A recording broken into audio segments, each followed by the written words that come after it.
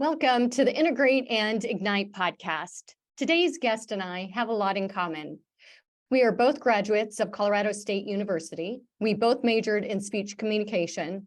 We're both moms and we're both entrepreneurs. Jen Henderson is founder and CEO of Tilt, a company revolutionizing employee leave in the workforce.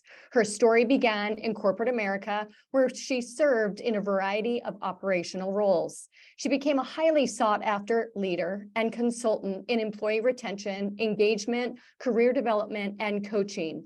But then, unfortunately, Jen experienced some major setbacks, including career stagnation and pregnancy discrimination. But her grit and resilience, all qualities that we know are innate in the hearts and minds of innovators, disruptors, and visionaries, were her guiding stars. And she persevered to ultimately launch Tilt right here in Colorado.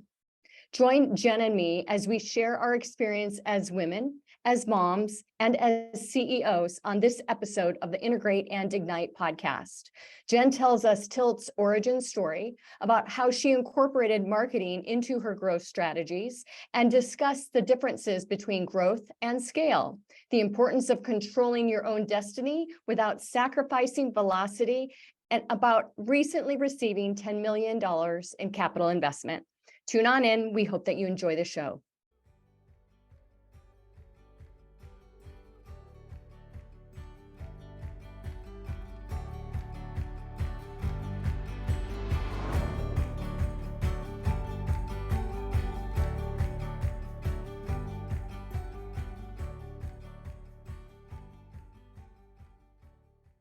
Welcome to the Integrate and Ignite podcast. I am so excited to have Jen Henderson join us today. Welcome to the show.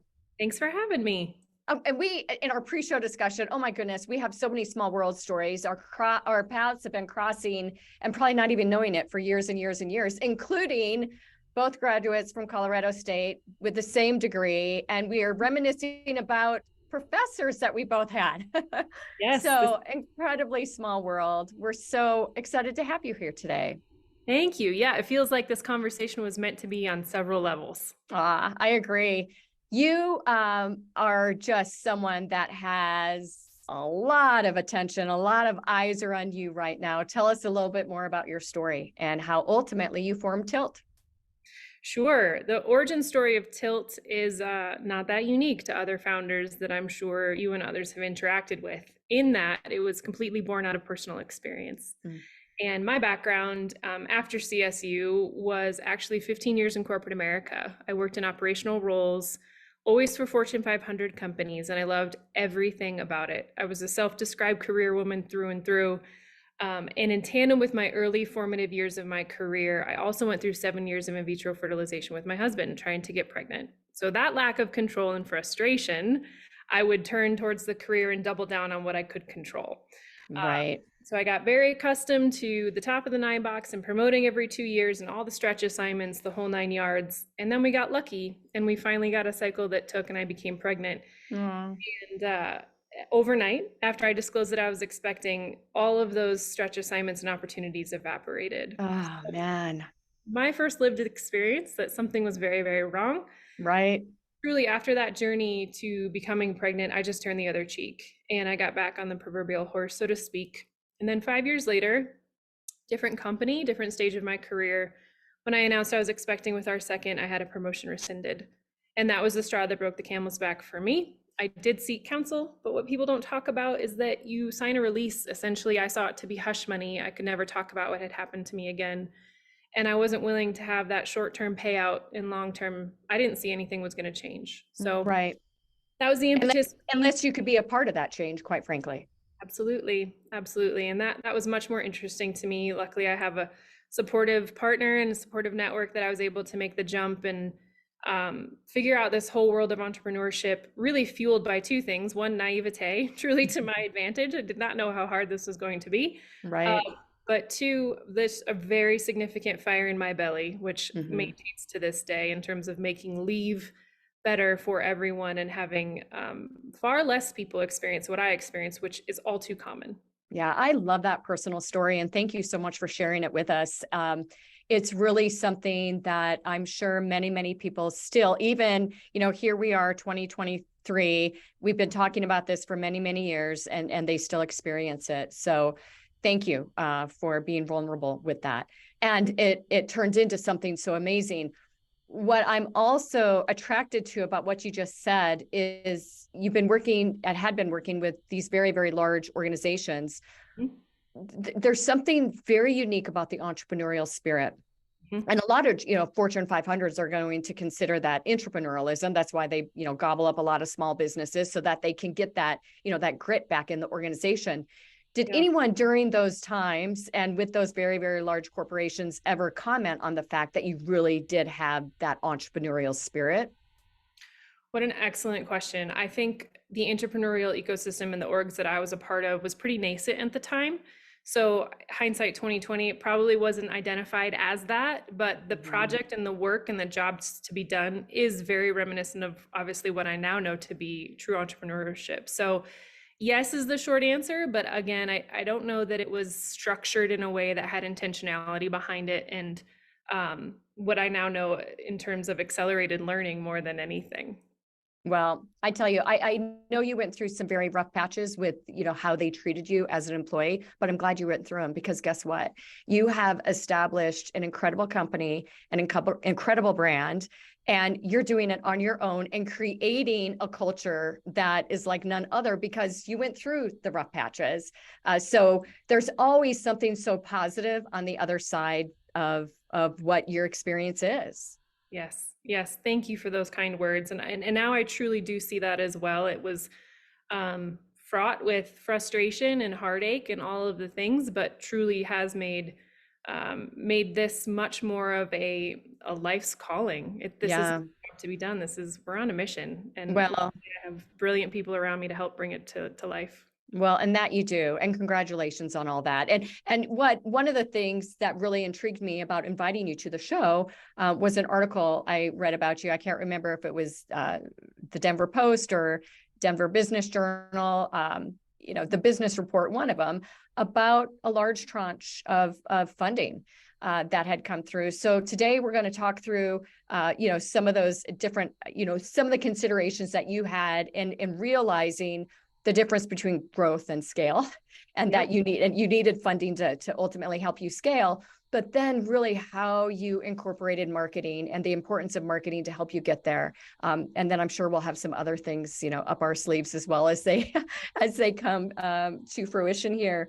So bring us back to, just create a visual for us. You're growing the company.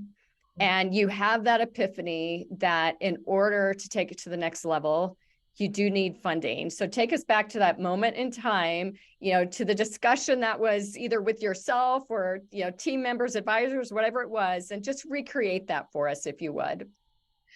Yeah, I think that it's truly any entrepreneur's dream to be able to maintain their equity and not have to take on external capital. You can control the dilution, you can control your own destiny. However, I really saw that to be at the expense of scale and velocity. In terms of my North Star from the jump, and still to this day, is always to help as many people as fast as humanly possible. And to date, Tilt has served over 70,000 leaves. So we're making great strides. Wow, good for you. So with that being the guiding light, so to speak, we needed to move fast, and we needed to always be a technology solution for that scale goal. Now, to take on capital, I promised my husband two things. One, we would never second mortgage the house, and two, I would never drain my family's financial security. So my thought was, if this is meant to exist in the world, I'll find a way to bring it into the world without one of those two things. I never looked at these stories of entrepreneurship, of living in friends' basements and selling everything down to your last dime. And I just never saw the glory in that. So it wasn't something that I aspired to do. So I did a lot of bootstrapping in the early days by taking any consultative job I could, by scraping together any sort of ad hoc position I could, given my past life in operations and team leadership and development. And then we really got to a point where that wasn't going to work anymore. And we needed to make a significant investment in building the technology, which is very expensive to do. Yeah, it is.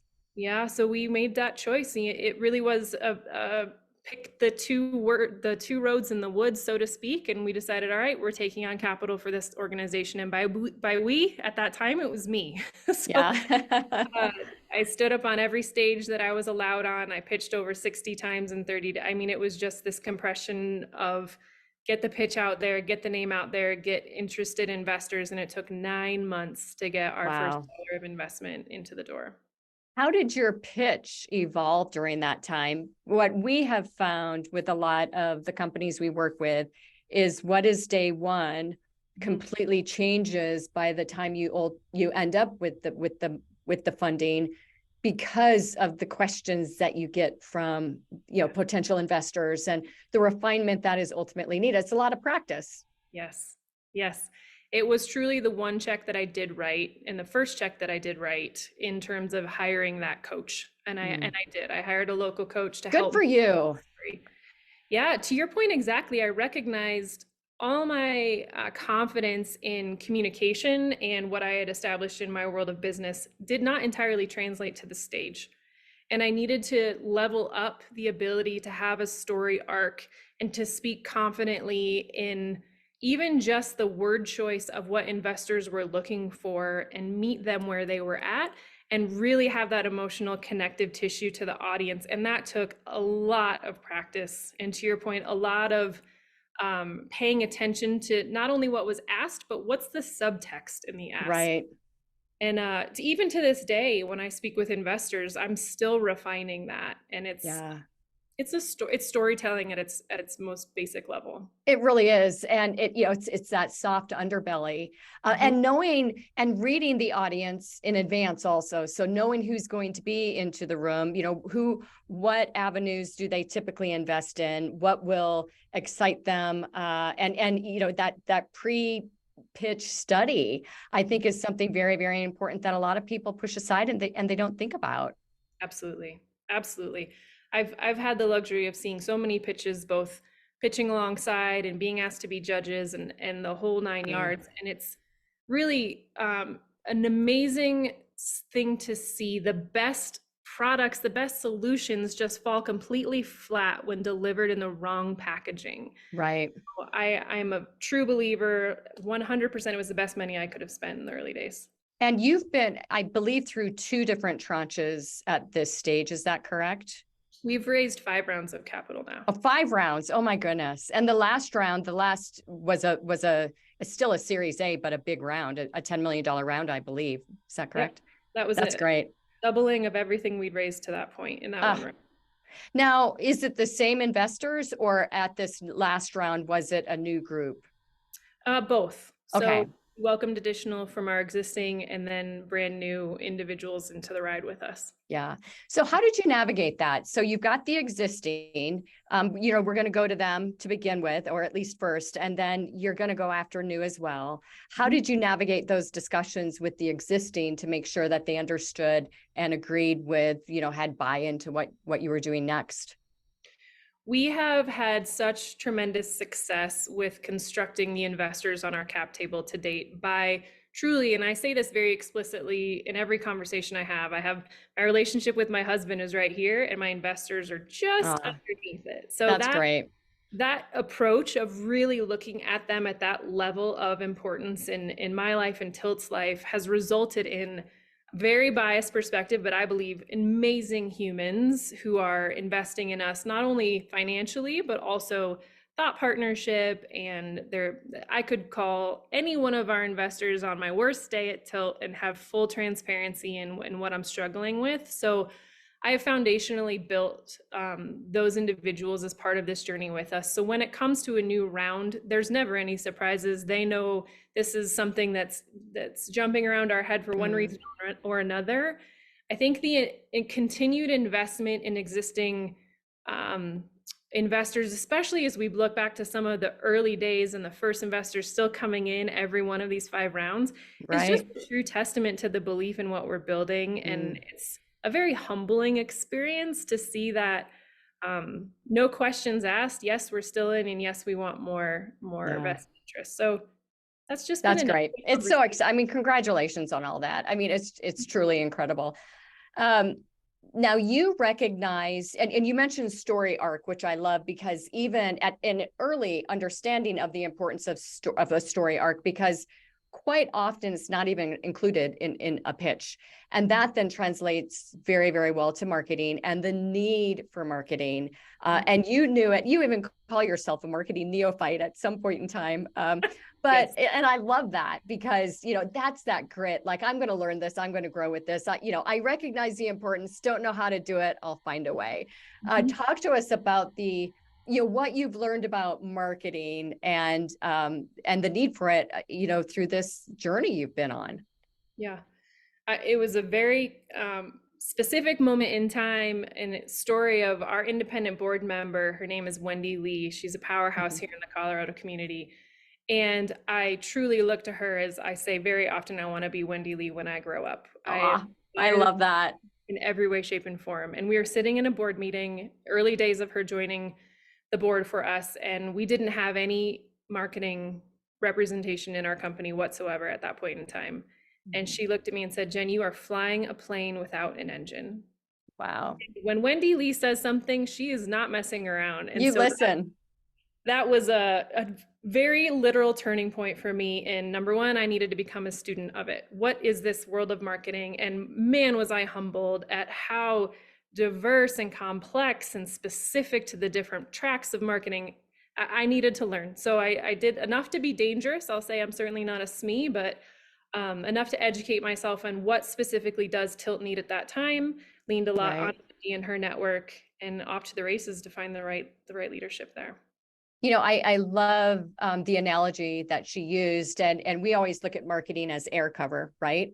And without it, it's pretty darn difficult to build an audience, to get in front of investors. I mean, investor marketing is the same thing. It's not you have an IPO and investor marketing that we're talking about. It's making sure that the investors totally understand who you are, what you do, and why they should care, which a lot of people just don't think about.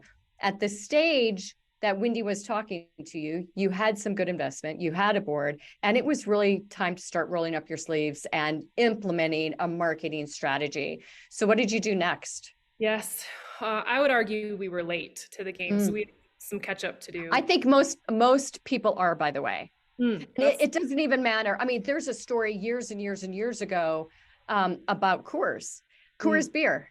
And they really felt that their product was going to sell itself. They were 10 years, 15 years into market. And, the big beer was, we didn't call it big beer back then, but big beer was, nipping at their heels. And they, because they didn't start marketing soon enough, had to make up for 15 lost years and spent all sorts of monies trying to make up for that loss, spent more than they would have had they just started when they should have. So I think that's, an underbelly of something that's very, very important regarding when do we do it? Yeah, no, I completely believe that. And that feels unfortunately true to where we were in terms of the deficit that we had amassed, quite literally, to your point, of not having that more in the foresight. We essentially, to answer your question more directly, landed on the hole in the team being specifically growth marketing. And recognizing, given the stage that we were at and what was ahead of us in our next tranche of growth, we needed everything to be orienting around adding more leads to the funnel and really getting eyes on that sales acceleration.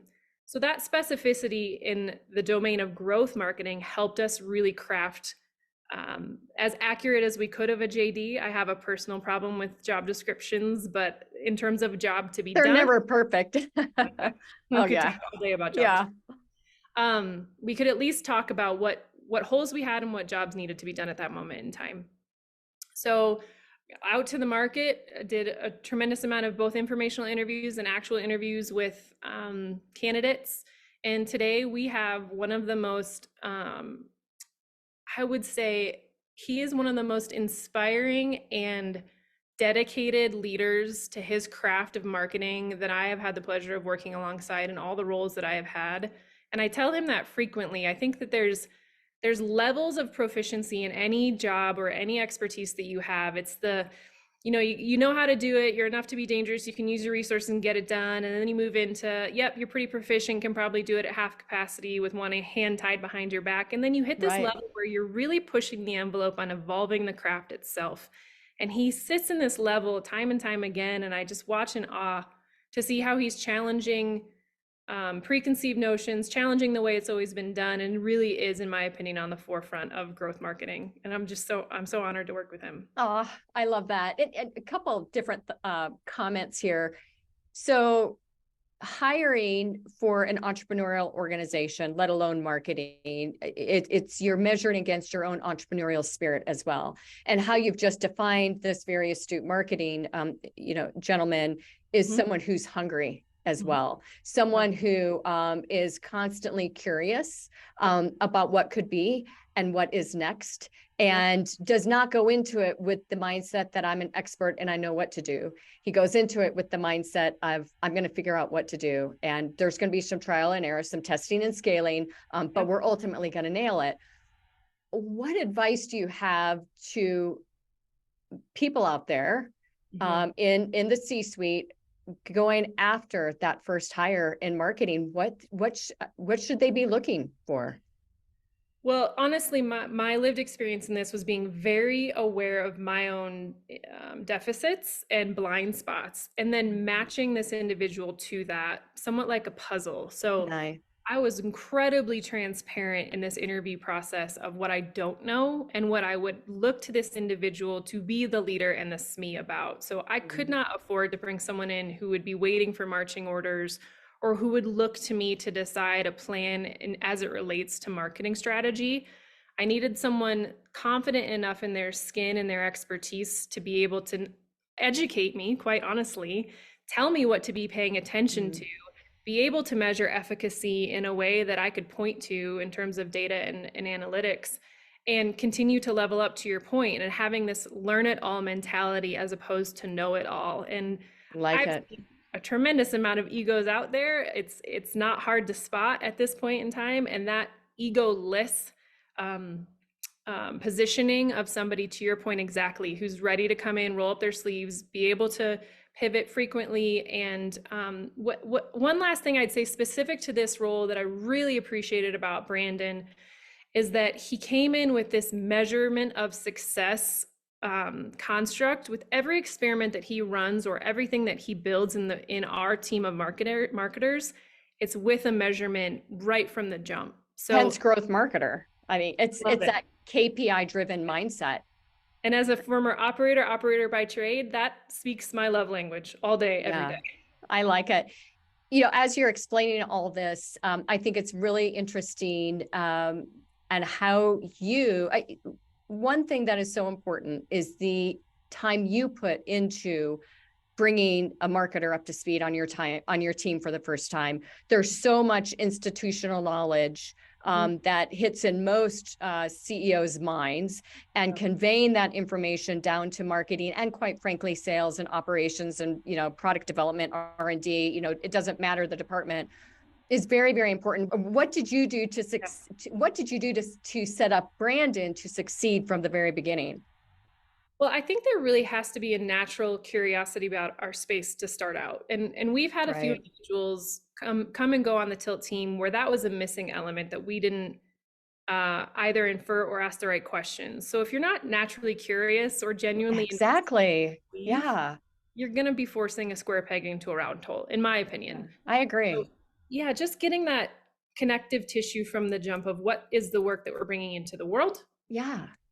And then from there, this space is very complex, often more so than people give it credit for. And so being really open, and I'm known for saying in interviews that I'm not interested in putting lipstick on a pig. I'll tell you the good, the bad, and the ugly all the way through the interview process, because this has to be a fit on both sides of the table, especially at the level of professional experience. So we talk very openly, again, throughout the interview process about what this translation in the world of marketing really would be comprised of, and how the different audiences would be invested and involved in the marketing of what we're doing, and how you can stop the scroll. I'm always asking Brandon, tell me how we're stopping the scroll, because HR leaders and buyers are inundated with Right.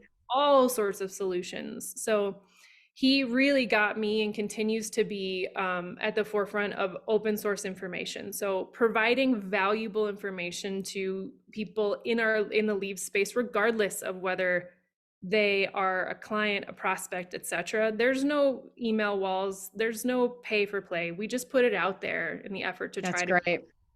And that's a wonderful thought leadership strategy as well. I mean, that's how you truly become, the SME, the subject matter expert. That point of differentiation is just providing that strategic story in such an authentic and leadership driven way that people, they want to follow you instead of feeling as though they've got to sign up to determine if they want to follow you. Big difference there. Absolutely. It's also interesting. Most people, I think, in this situation would feel as though they needed to hire a brand marketer because it's a new company. Mm. And there was some very astute insights that you were able to gain to recognize that growth was going to be the approach and not just brand. What kind of conversations were you having with yourself or your board or, the kids, whatever it might have been at that stage to really determine what the best approach was going to be? I think it was a multitude of all of those audiences, first and foremost. I certainly was not making these decisions in a vacuum, but I'll never forget learning and continually getting it beat into my head that you may have the most beautiful, flashiest brand or product out there with the greatest bells and whistles and colors and all the things, but if you're not solving a real problem, you're not going to last. So Right. the vanity side of the brand, and that may be the wrong nomenclature, but for the purposes of this question, I saw that the brand orientation was truly secondary to we need to get this tool into as many hands to solve the Right. problem. And then we can always have the tweaks on the brand and we can always come out of that at a later date and time, but we have minimal resources as a startup. So when you have to prioritize growth one every day, every time at the stage that we're at. So we're Yeah. just we're very intentional around what keeps Tilt's velocity going, and again, what is helping the most amount of people as fast as possible. And I truly believe that that's secondary to brand. Well, and without the growth, you're not going to achieve the brand. Yep. So it truly is which came first, the chicken, or the egg, right? And let's say the brand isn't as strong as it should be. And so many things go into brand. It's not just the look and feel and the logo, it's the messaging, it's what customers say about you, it's Right. how they feel about you. And so that if a rebrand, quote unquote, is needed, it's based on really, really good information that you've gained in the marketplace through the Yeah. growth. Yep. Yeah, Absolutely. that's fantastic. Now, you've talked about the fact that you've been very bold in your approach and very bold in the marketing itself, not just hiring the right team members and the timing of it all, but just the fact that boldness is something that you really believe in. Mhm. Talk to us about that, that core strength that you feel is a part of the DNA of the company and the brand. I would answer this in two different respects. One is that I've told my family time and time again, I haven't put you through the last 5.5 years of this world of entrepreneurship, because let's be real, I don't do this without the impact on my family. Right. To just build another company, another pattern match, another experience that we've all had, the good, the bad, and the ugly. So I am intentionally very much trying to build a different kind of company, top to bottom, inside and out. And that permeates all departments, not just marketing. So that's one answer to the question. And the other is HR as a domain is pretty archaic at large, and that's a huge generalization. But we do believe at Tilt that COVID, number one, accelerated a number of conversations that were overdue to be accelerated. Mm-hmm. Number two, really created the space for this new crowd of people operations leaders who are coming in and challenging the status quo in such an awesome way, and we are here for it all day. So to be aligned with that army of change makers is really appealing to me and to us as a company. So by having the marketing talent that we do, who are also aligned in let's get involved in these more sensational conversations and provocative language, and let's again stop the scroll and really help accelerate this new leadership regime into people operations. That's absolutely what we're here for. Well, and it's a category strategy, right? It's something very, very unique compared to how most HR is managed, number one. But you've chosen a niche within HR that a lot of people probably just considered, one-on-one discussions to solve the issue, not something that was far more robust that could help them tackle it. Yeah. Yeah, we're not solving a sexy problem, and we know Yeah. that. So we are, a little cheeky and a little left of center in how we're talking about it. And while it is a lot of risk mitigation and compliance components and form function, it is also so human. And Hmm. somebody going on a leave of absence, 99% of the time, it is a human experience. It's a lost loved one. It's a new life coming into the world. It's a medical emergency. And has been historically so forgotten in the world of leaves. So while there is this non-sexy compliance component to it, very taxes-esque, there are humans on the other side of these leaves. Right. Is not lost on us and is absolutely at the heart of what we do. And you can really see that passion come through with you, that, you can see that it is just so important at the core, again, of the DNA of the company. It's that human relationship that is paramount, and the problem that you're solving. I love that. It's, Yeah. it's, it's fantastic. What is next for you and the business? Oh man, that's a long question. We have no shortage of problems to solve in this space. As you see, the paid leave landscape across state legislation start to get a tremendous amount of velocity, which we are thrilled about. So more states, Colorado included, passing Yeah. paid leave legislation. That is a lot of work for us to do. You're also seeing a tremendous uptick in leaves. So it's doubled now in terms of how many employees are taking a leave of absence every year since March 2020. So again, Yeah. March that's 13th. right. That's right. March 2020, we'll never forget. Uh-uh. Um, and then I think if we go to more of even the long-term scenario here, in the early formative years of Tilt, when I was trying to figure out what is this world and what is the problem that we're trying to solve, I did a tremendous amount of research abroad because my hypothesis was because the US is so painfully behind the rest of the industrialized world as it relates to paid leave legislation, we still have nothing at the federal level. If somebody was doing this better, it was likely abroad. So Sweden or Denmark or England or Australia, that's where it probably was. And so I looked hard. And the reality was there was nobody doing leave of absence management better. And the more progressive legislation did not equal a more holistic employee leave journey. And the Wow. problem was still present globally. So we absolutely have our eye on the prize of making sure that we're supporting leaves around the globe. That's wonderful.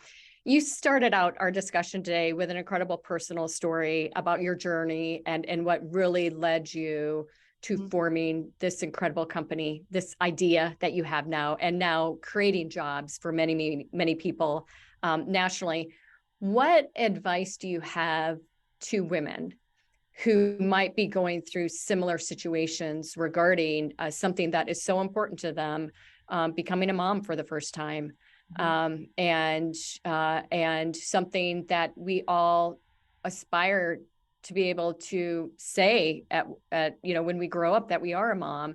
We think about it since when we're 2 years old, when we start carrying the babies around, and here it is, you're achieving that, and you have one roadblock after another, and there are people, and a lot of it is industry specific as well, that are experiencing the same thing right now. What advice do you have for them? Wow. I think it's easy to say get knocked down 7 times and get up 8. I think it's harder to say be loud and proud about being a mom. I have continued to face blatant, explicit, and implicit discrimination along this journey, both in my previous life in corporate America and in this entrepreneurial life. Less than 2% of venture funding goes to women founders. And the percentage of mothers founders, I don't have a stat on that, but I'm going to guess it's sub 0.5%. Right. And that, for me, puts an incredible amount of self-imposed pressure to be loud about who I am and what I am doing so that others can see it and hopefully be able to see themselves in that journey and hopefully start to break down more of these barriers, because it is, I think what I experienced was it's an either or. You either pick to be a stay-at-home mom or you choose to be a working mom, and both of them have trade-offs and both of them have sacrifices. And I just never was able to get myself comfortable in either and having to pick this camp, so to speak. And so I would challenge and encourage the women out there to embrace whichever road they want to take for whichever amount of time. And if they don't see it, you can't be what you can't see. I think there's a lot of truth to that. Then be that role model and continue to be loud about it, because I truly believe the time is now for us to break down these barriers, and it's going to take an army of us. Yeah, it is going to take an army, and you're building an army here as well. With what you're doing from a product standpoint, the leadership role, the thought leadership that you deploy in the marketplace. We've talked a lot on this show about, I have two different titles. One is my MOM title and one is my CEO title. And the most important one is my MOM title, because that's what I will have forever and ever and ever. And that's at the heart and soul of everything, that nature provides, that human nature is all about. And it's just something so important. Yeah, absolutely. Could not agree more. And I've been quoted saying this many times, and I'll continue to say it. My daughter is 6. I have 12 years until she enters the workforce to make this better for her, because I'll be damned if she experiences what I experienced. Yeah. Well, with that, thank you, Jen, so much for your appearance on the Integrate and Ignite podcast. You have been amazing. You're an inspiration, and hallelujah that you've entered the studio of our show today. So thank you. Thank you. I appreciate the conversation.